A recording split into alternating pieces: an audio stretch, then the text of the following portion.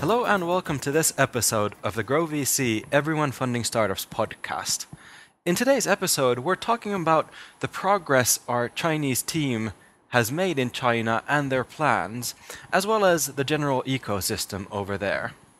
And I'm joined by Mikko Puhakka, our partner for GrowVC China, who's actually in Australia right now. So, how's it going in Australia? Are you enjoying the warmth? I do prefer the foreign kind of a warm weather to the cold weather of Finland. So I'm pleased to have you on the podcast. You've been working with the Chinese ecosystem for some time now. So why don't you give a little background on yourself to our audience? All right. I've been basically involved with startups, helping them to look at growth possibilities as well as financing options since early 90s. Initially, mainly in Finland, Europe, and somewhat in the US. US became kind of in the picture in the mid 90s when I started establishing a lot of the links to the venture capital communities in Silicon Valley as well as the New York area. We did set up with several partners quite a few funds. I think we had 5 funds in all to do investments into seed and early stage companies, and we also got a couple of successes out of those. For instance, in 2001 we made an investment into MySQL, an open source database company, at a valuation of $7.5 million USD, and then later sold it off in 2008 to Sun for $1 billion. Now, China came into the picture about 5 years ago. At the time, I had already lived and worked in Europe, US, Africa, and I wanted something new. In a way, I had never really been that excited about Asia before, but even just the initial visit, I was taken by the energy of people and the startup communities that I could find over there. I've been getting more and more hooked into that scene ever since. So let's talk about your plans for GrowVC and your operations in China. So the Chinese New Year is upon us in a few days, and you have some great initiatives lined up there. So would you share a little bit about your plans? Okay, so the structure that we have set up is actually not only have the GrowVC platform, but we have some other operations as well. There's a bit of a challenge working with the Chinese startup ecosystem. One is that by nature they are doubtful about anything foreign. Even though they copy a lot of the things that we have in the West, they want to apply it to their local conditions and have it run by the locals. So that's kind of the first barrier that you have to overcome somehow. So as an initial step, what we did, we set up a advisory company just to get some proof locally that we are okay. We are not just there take advantage of the Chinese, and we're going to have our first references of helping extremely early stage companies in China using the crowdfunding model as well as direct investment models coming maybe just before the New Year's.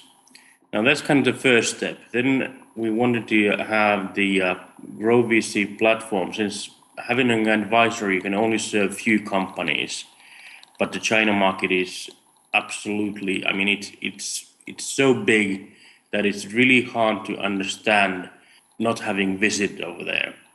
As an example is that our main activities are around Beijing, and a lot of people have commented and said that, well, why don't we have anything in Shanghai or Shenzhen or some of the other big cities with a lot of startup activities?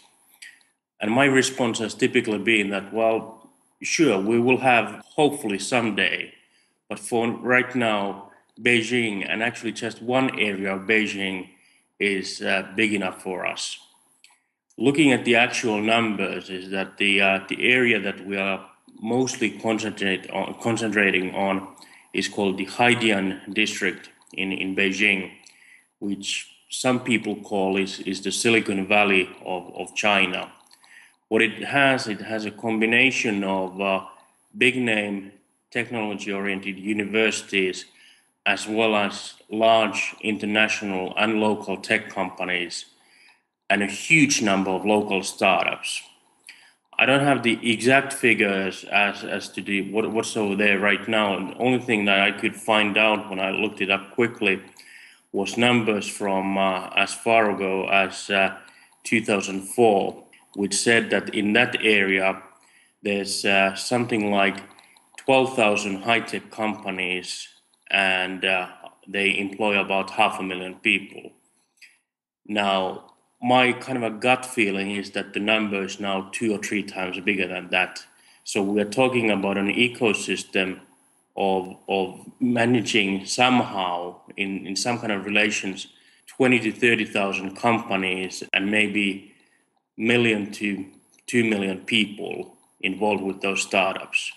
So obviously you need to have things that are different from the traditional type of advisory or investment formulas because you just can't handle those kind of numbers otherwise. So what we are doing is we are building the visibility and presence and trying to gain the trust of the Chinese with the platform, trying to make it look very Chinese with some international twists instead of the other way around, an international thing with some local twists, because that's very critical in China. So we're doing some like very operational work related to that, speaking at a lot of events and so forth. Further, we are looking to have an event to really make us known in the area. We've called it so far Bootcamp Beijing, and the name might change in along the way, but that's what we are working with right now.